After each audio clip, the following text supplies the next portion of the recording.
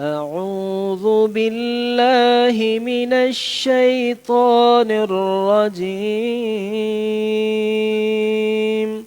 بسم الله الرحمن الرحيم الحمد لله والصلاة والسلام على رسول الله وعلى آله وصحبه ومن تبعهم بإحسان إلى يوم الدين وبعد. عن أبي هريرة عبد الرحمن بن صخر رضي الله عنه قال قال رسول الله صلى الله عليه وسلم إن الله تعالى لا ينظر إلى أجسامكم ولا إلى صوركم ولكن ينظر إلى قلوبكم وأعمالكم. رواه مسلم.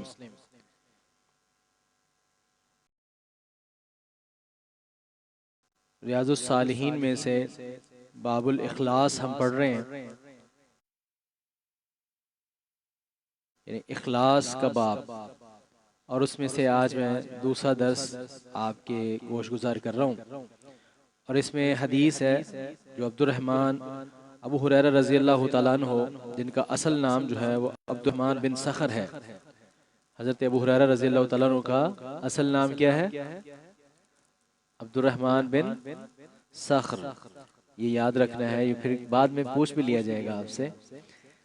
تو فرماتے ہیں قال رسول اللہ صلی اللہ علیہ وسلم، رسول اللہ صلی اللہ علیہ وسلم نے فرمایا ان اللہ تعالی لا ينظر الى اجسامکم ولا الى صورکم، بے شک اللہ تعالی تمہارے جسموں کی طرف نہیں دیکھتے اور نہ ہی تمہاری صورتوں اور شکلوں کی طرف دیکھتے ہیں. ولكن ينظر الى قلوبکم واعمالکم، لیکن اللہ سبحانہ وتعالی تو تمہارے دلوں کو دیکھتے ہیں اور تمہارے اعمال کو دیکھتے ہیں. تو اخلاص کی بات ہو رہی ہے کہ اللہ پاک یہ نہیں دیکھتے کہ کون امیر ہے، غریب ہے، گورا ہے، کالا ہے، شکل و صورت کا کیسا ہے، جسم کا کیسا ہے. اللہ سبحانہ وتعالی یہ نہیں دیکھتے، بلکہ ایک روایت میں یوں آتا ہے کہ اللہ سبحانہ وتعالی ایک شخص کو قیامت والے دن، جو دنیا میں بڑا جسم والا اور بڑے جلال والا، بڑا موٹا تازہ اور بڑے شان والا لگتا تھا، تو آخرت میں اللہ سبحانہ وتعالی اس کو اتنا حقیر کر دیں گے، مکھی سے زیادہ بھی اس کو حقیر ترین کر دیں گے. اس کو اللہ کی جسموں کی اور صورتوں کی کوئی ویلیو نہیں ہے. اللہ سبحانہ وتعالی کے نزدیک قدر جو ہے وہ انسان کے عمل کی اور اس کے تقوی کی ہے، اس کی نیت کی ہے، اس کے اخلاص کی ہے، کہ جس کے دل میں اخلاص جتنا زیادہ ہوگا اللہ کے ہاں وہ اتنا ہی زیادہ بزرگ و برتر اور اتنا ہی عظیم مرتبہ اور مقام والا ہے. یہ دنیا کے جو جسم ہیں یہ بھی عارضی ہیں، یہاں کے رنگ یہ بھی عارضی ہیں، یہاں کی خوبصورتیاں یہ بھی عارضی ہیں. اس دنیا کے اندر ہی یہ ختم ہو جاتی ہیں، مرنے سے پہلے ہی ختم ہو جاتی ہیں، مرنے کے بعد تو یہ رہیں گی نہیں نا. جنت میں تو پھر اللہ سبحانہ وتعالی ہر انسان کو بہتر سے بہترین خوبصورت کر دیں گے. اس دنیا کے اندر ہی انسانوں کے ان چیزوں کی کوئی ویلیو نہیں ہے. لیکن اللہ سبحانہ وتعالی کے نزدیک تو انسان صحت و جوانی اور خوبصورتی کے ساتھ بھی ہو تو اللہ سبحانہ وتعالی یہ نہیں دیکھتے. اللہ ہمارے اعمال کو دیکھتے ہیں، ہماری نیت کو دیکھتے ہیں. تو اس وجہ سے ہمیں چاہیے کہ جب بھی کوئی ہم عمل کریں تو نہایت اخلاص کے ساتھ کریں، خالص اللہ کے لیے کریں، اللہ کی رضا کے لیے کریں، کہ ہمارا اللہ راضی ہو جائے. دل میں چاہت اور دل میں تڑپ، دل میں محبت بہت زیادہ ہو کہ میرا اللہ مجھ سے راضی ہو جائے، میں اپنے اللہ سے محبت کرتا ہوں، اس لیے میں یہ نفل پڑھ رہا ہوں، اس لیے میں یہ صدقہ کر رہا ہوں، اس لیے میں کسی غریب کی ہیلپ اور مدد کر رہا ہوں کہ میرا اللہ مجھ سے راضی ہو جائے. تو یہ جو محبت اور دل کی جو تڑپ اور چاہت ہے یہ آپ کو اونچا کر دے گی. ایک حدیث ہے رسول اللہ صلی اللہ علیہ وسلم نے آپ نے فرمایا کہ من قال لا الہ الا اللہ ابتغاء وجہ اللہ ختم لہ بہا دخل الجنہ. جس کسی شخص نے لا الہ الا اللہ کا جملہ پڑھا اور اس کے پڑھنے میں کیا ہے؟ ابتغاء وجہ اللہ، کہ جب وہ پڑھ رہا ہے تو اس کی نیت اور اس کا دل میں یہ ہے کہ میرا رب خوش ہو جائے، میرا رب راضی ہو جائے، اللہ کی رضا کے لیے اس نے پڑھا. ختم لہ بہا، اگر یہ پڑھ کر اس کا خاتمہ ہو جائے، داخل الجنہ، رسول اللہ صلی اللہ علیہ وسلم نے فرمایا وہ شخص جنت میں داخل ہو گیا. اور ایسے رسول اللہ صلی اللہ علیہ وسلم نے فرمایا کہ من صام ابتغاء وجہ اللہ ختم لہ بہا دخل الجنہ، جس کسی شخص نے روزہ رکھا اور روزہ رکھنے میں اس کی نیت اور اس کے اخلاص یہ ہے کہ میرا اللہ مجھ سے راضی ہو جائے، اپنے اللہ کی محبت میں اس کو راضی کرنے میں رکھتا ہے، اور اس کے ساتھ ہی اس کا خاتمہ ہو گیا داخل الجنہ، وہ شخص جنت میں داخل ہو گیا۔ اور فرمایا رسول اللہ صلی اللہ علیہ وسلم اسی حدیث میں من تصدق بصدقۃ ابتغاء وجہ اللہ ختم لہ بہا دخل الجنہ، جس کسی شخص نے اللہ کو راضی کرنے کے لیے اپنے اللہ کی محبت میں صدقہ کیا، کوئی بھی صدقہ چھوٹا یا زیادہ، تھوڑا یا زیادہ، اس نے صدقہ کیا اور اس کے ساتھ ہی اس کا خاتمہ ہو گیا داخل الجنہ، وہ شخص جنت میں داخل ہو گیا۔ اور یہاں تینوں جگہ پر صیغہ ماضی کا استعمال ہوا ہے کہ وہ جنت میں داخل ہو گیا، اصل کنفرم بات ہے، حتمی اور قطعی بات ہے کہ وہ ہو گیا۔ اور دوسری طرف ایک حدیث میں یوں ہے، رسول اللہ صلی اللہ علیہ وسلم نے فرمایا ایک شخص لایا جائے گا، تین قسم کے لوگوں کو لایا جائے گا، ان میں سے ایک عالم ہوگا اور ایک سخی ہوگا اور ایک مجاہد فی سبیل اللہ شہید ہو کر آیا ہو گیا۔ جو مجاہد فی سبیل اللہ کہہ کر گیا اور شہادت پا کے آیا، ان تینوں سے جب پوچھا جائے گا، عالم سے پوچھا جائے گا کہ تو نے اپنی زندگی میں کیا کیا، وہ کہے گا یا اللہ میں نے اپنی زندگی کے اندر علم حاصل کیا اور میں نے ساری زندگی تیرے لیے وقف کر دی اور لگا دی۔ اللہ سبحانہ وتعالیٰ اس کو فرمائیں گے کذبتا، تو نے جھوٹ بولا،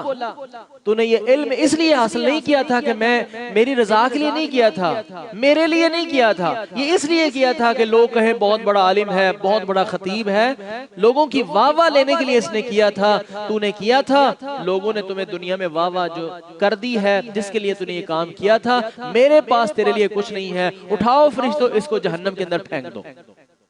اور جب سخی سے پوچھا جائے گا کہ تو کیا کر کے آیا ہے، وہ کہے گا کہ میں نے اتنا مال تیری راہ میں خرچ کر دیا۔ اللہ فرمائیں گے کذبتا، تو بھی جھوٹ بولتا ہے، تو نے مال اس لیے نہیں خرچ کیا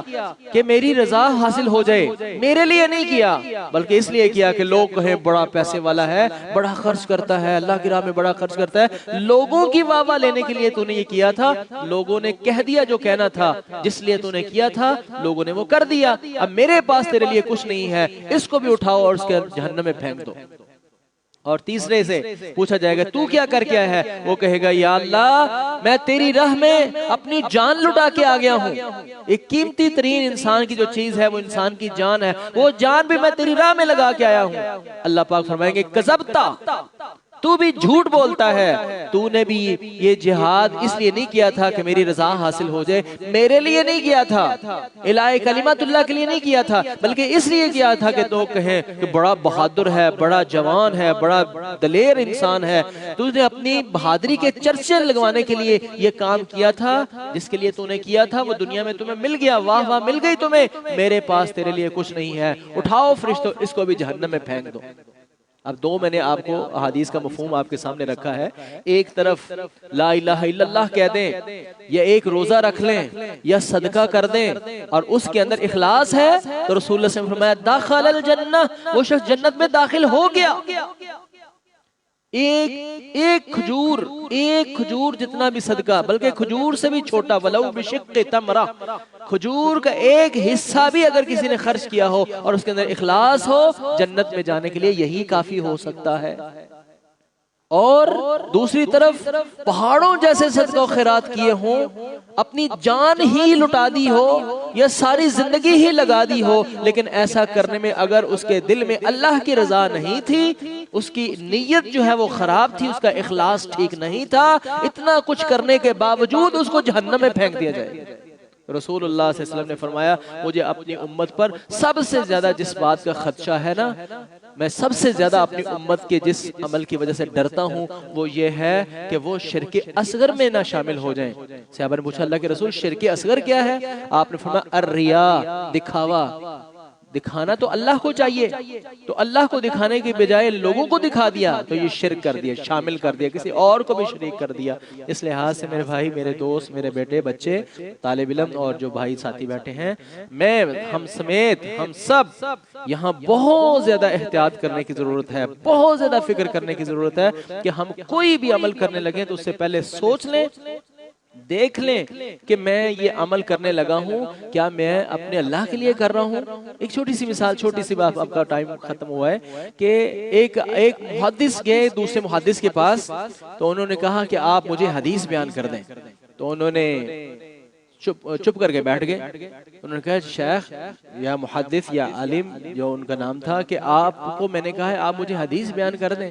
تو آپ چپ ہو گئے ہیں، آپ میرا جواب نہیں دے رہے میری بات کا۔ تو انہوں نے کہا کہ ٹھہریں تھوڑی دیر ٹھہرنے کے بعد انہوں نے ان کو حدیث وہ بیان کی۔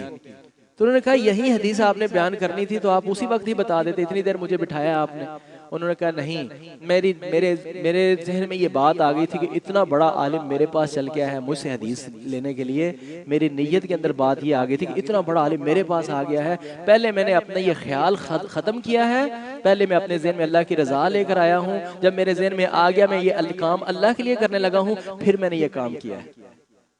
یہ ایک مثال ہے۔ اس طریقے سے ہم جب عمل کریں تو ہم دیکھ لیں کہ ہمارا عمل جو ہے وہ اللہ کے لیے ہی ہے، جب اللہ کے لیے نیت اور ارادہ بن جائے تو پھر وہ کام کریں۔ اگر اس کے اندر سوچ دوسری شامل ہو جائے تو وہاں استغفار کریں، اپنے رب کے ساتھ کال ملائیں دل کے ساتھ، اور اللہ تعالیٰ سے کہیں کہ یا اللہ میں تو تیرے لیے کرنا چاہتا ہوں، اگر میرا نفس مجھے ابھار رہا ہے اس بات پر، یا شیطان یہ وسوسہ ڈال رہا ہے کہ میں فلاں کے لیے کروں، تو یا اللہ میری قطعاً یہ نیت اور ارادہ نہیں ہے، میں اللہ اپنے اس عمل کو تیری رضا کے لیے خالص کرتا ہوں۔ اللہ ہم سب کو اپنا ہر عمل ایسا کرنے کی توفیق نصیب فرمائے۔ جو ہم سے زندگی میں ریاکاریاں ہو گئی ہیں اللہ پاک ہم سب کو معاف فرمائے۔